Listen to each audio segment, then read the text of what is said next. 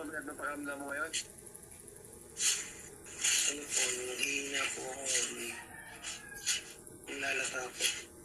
You have to support some guidance, awareness na kayo. Paano ba lumitin sa mga pagkikip na ginawa?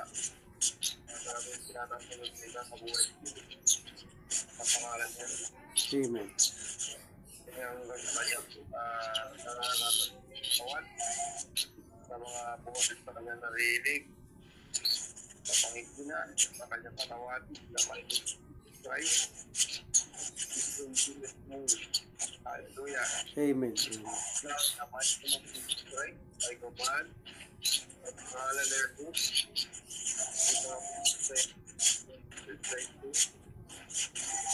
kaya sarado namin ang May ano ba yung katawan mo? Masakit ba? May mabigat sa katawan mo ngayon? Medyo gumaan po yung parang